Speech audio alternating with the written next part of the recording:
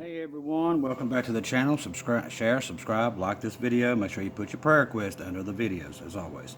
I want to thank Sharon Shipley from Florida. She sent me in her dreams and she made a donation to the channel. We would thank you, Shirley, for sending all that information in to us. We appreciate you being here with us. Let's read 1 Corinthians 15, 1 through 4. Moreover, brethren, I declare unto you the gospel which I preached unto you, which also you have received, wherein ye stand, by which you are also saved, and keep in memory that what I have preached unto you, unless ye have believed in vain. For I have delivered unto you the first of all, which I have also received, how that Christ died for our sins according to the Scriptures, and that he was buried and rose again on the third day according to the Scriptures. Ephesians 2, 8 through 9.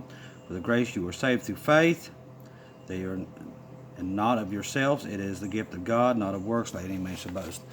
No matter what you do, how perfect you try to live, only through Jesus, the belief in Jesus, is going to get you through. That's it, people. You do not lose your salvation.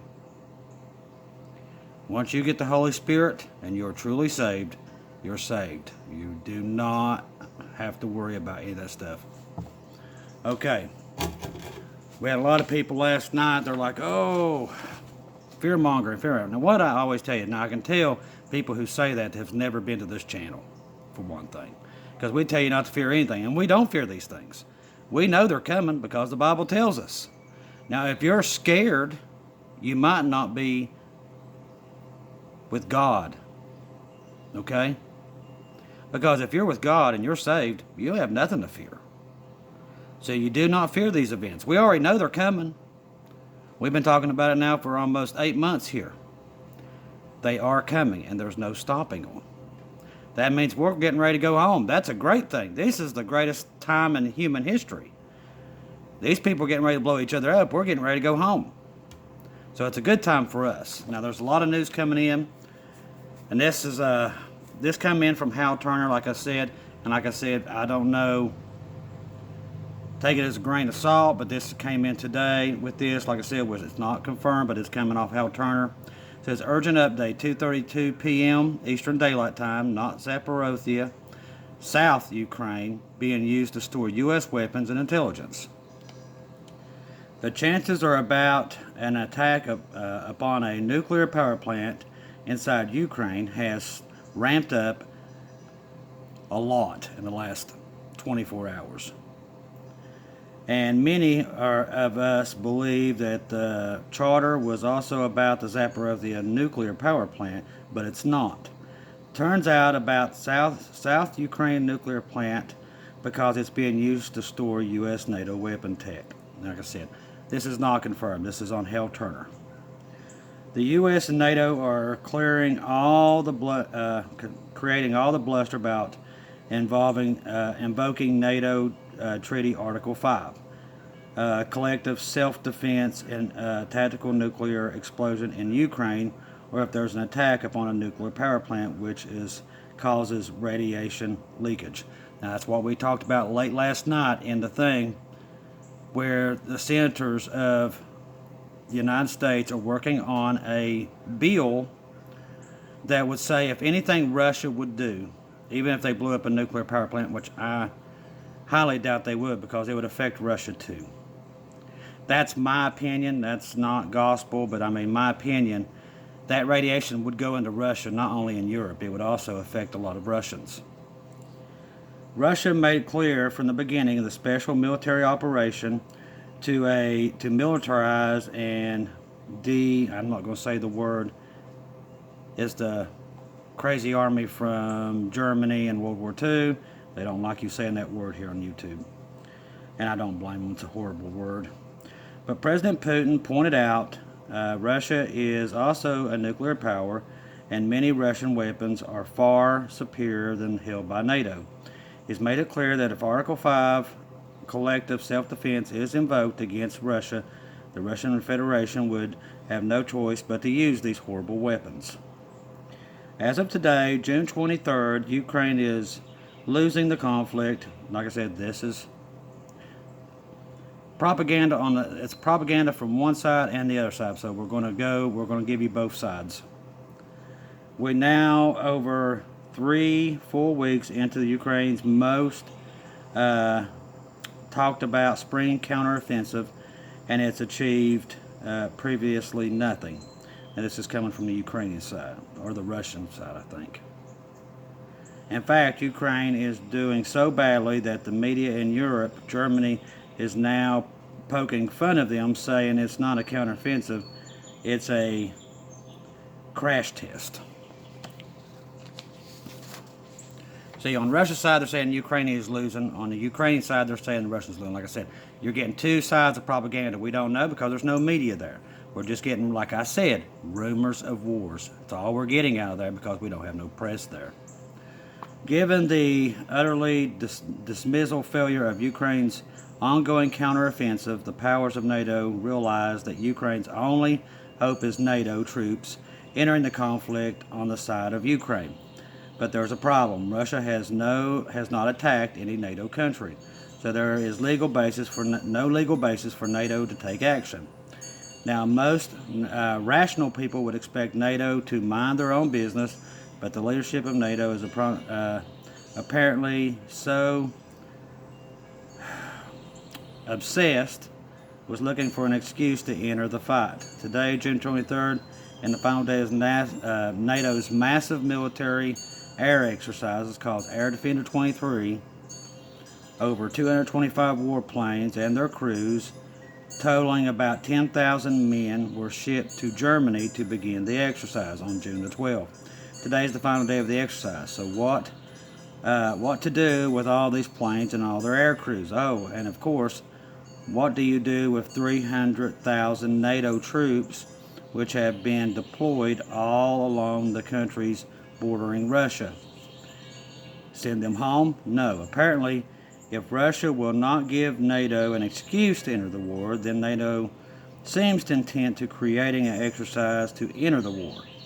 Hence, the sudden changing of the Article 5 collective self-defense means now if radiation merely leaks from an attack site inside of Ukraine, NATO will now call upon an attack on NATO and send in troops, which brings us to the basic realities on the ground that this would start World War III. Now that came out today. That's on Hal Turner. That's really on the pro-Russian side of it. What they're saying on that side. Let's see what else I've got. There was so much that came out today. I thought that was just interesting, because with all this doctrine that has changed overnight, if they get it passed, they still got to pass the Senate, and also got to be signed off by the president.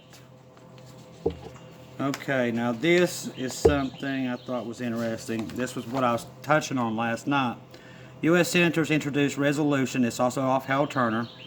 NATO Article 5 invokes if tactical nuke or nuclear power plant of Ukraine emits radiation.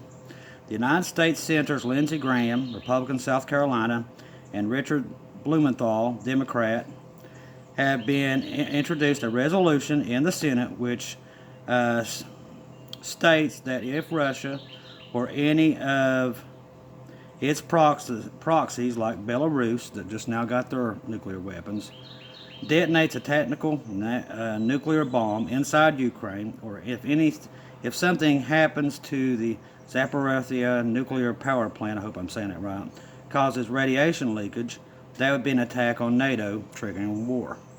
So this is the resolution they're trying to get passed in the Senate, okay? Stay with me. I know it's a lot of politician lingo here, but this is very important. Now, if you go back 6 to 7 months in my videos, I've told you about what I saw happen in Ukraine.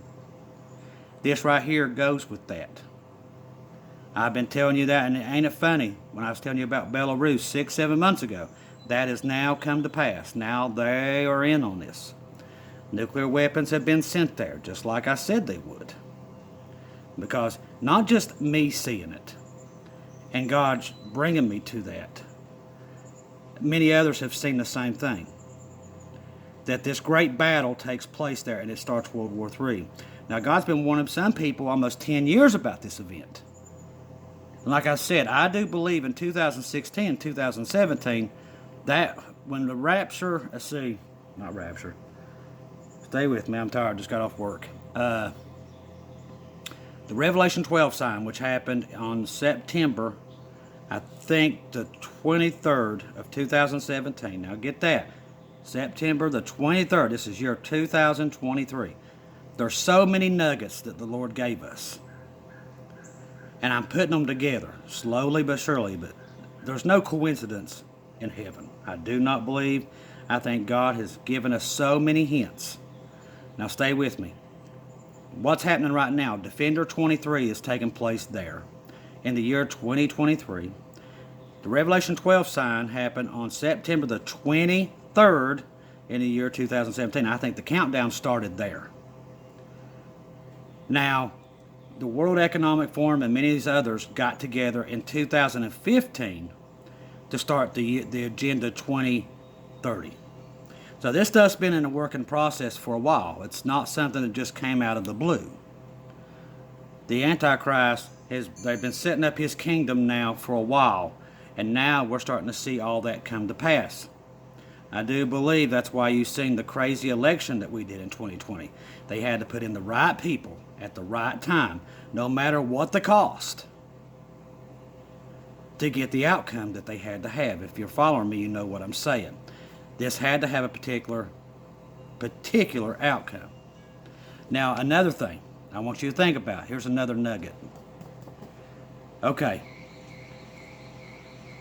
Let's see. Joseph was taken from his family at the age of 17. Okay. Now, who is the president right before all this stuff happens? Joseph Biden. I think there's hints everywhere.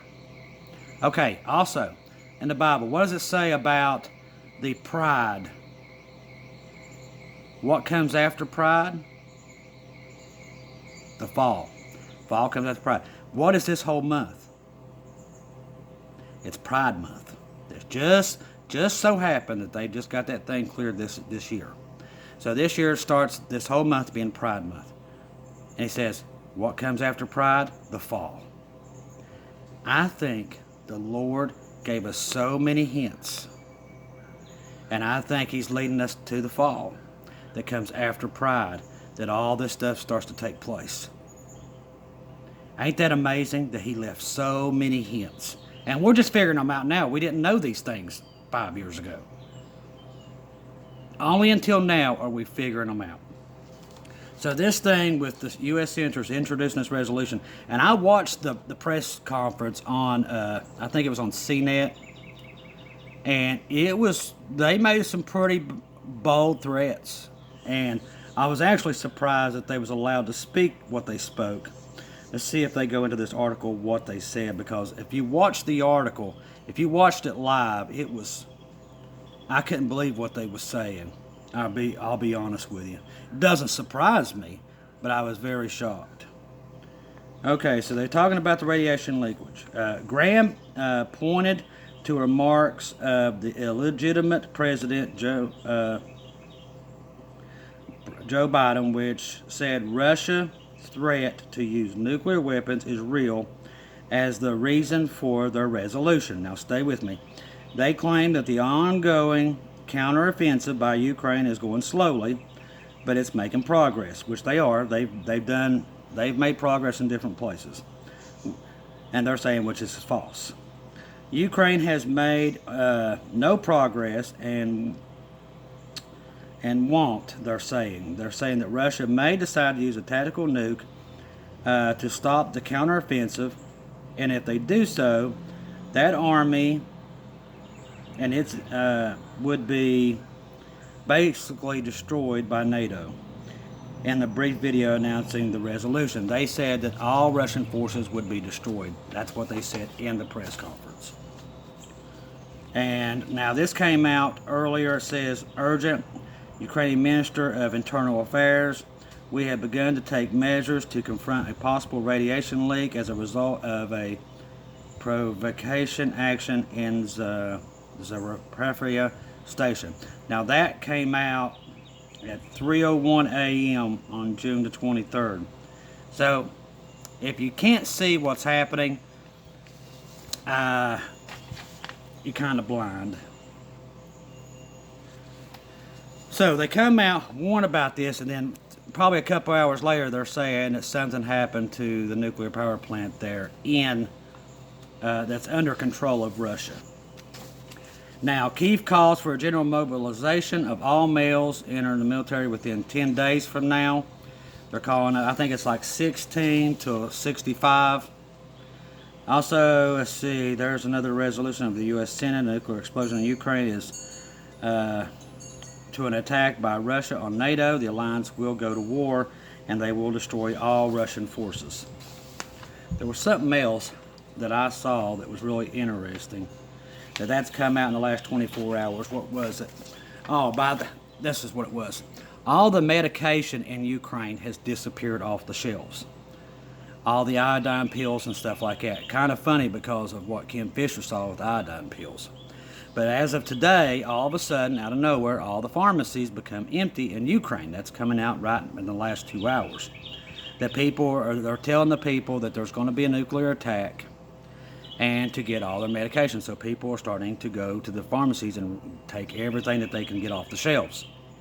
That's happening in just today from what Lindsey Graham and them was talking about last night. And now at 3 o'clock in the morning, they're saying that something started leaking at that nuclear power plant that's being taken over by Russia. Zaporizhzhia, I think is what they call it. I could be wrong. I'm not good at pronouncing these names. But do you see where we're going here? NATO, if Ukraine is losing, and NATO wants to get in this fight, this is their way in. Like I said, we can't believe either side. There's no good guys in this, to be honest with you. This is all the Antichrist. And like I told you, not to fear. This is just another sign we're leaving. That's why I said, if anybody gets under here in the comments and says we're fear-mongering, they've definitely never been here. They don't understand what we're about. Because we don't fear-monger. We tell everybody, you don't fear anything. And I'm not fearful of any of this news. I think it's great news. It means we're getting ready to get out of here. I'm not part of this world. I don't want no part of it. I want out of here. I am glad to leave. There's nothing here holding me here. I want to be out of here. So, this is good news for us. But these events in the last 24 hours and everything that he has shown us so far are more signs that we're getting ready to get out of here. I love each and every one of you. Like I told you, have nothing to fear. Try to get as many people on the ark as possible. You seeing all the events taking place as we speak, leading up to the outcome that a lot of people have seen in their dreams about the Third World War. This means we're getting ready to get out of here, my friends. Another day. This is a great time. I'm excited. I'm excited to be with each and every one of you for eternity. And this just means we're one day closer. And that's good. The birth pains are finally starting to go together. I mean, we've got hailstorms like I have never seen. I've never seen this many hailstorms, people, in my life. It's biblical. And the earthquakes, the solar flares, and the last couple of days, and they're about to get worse.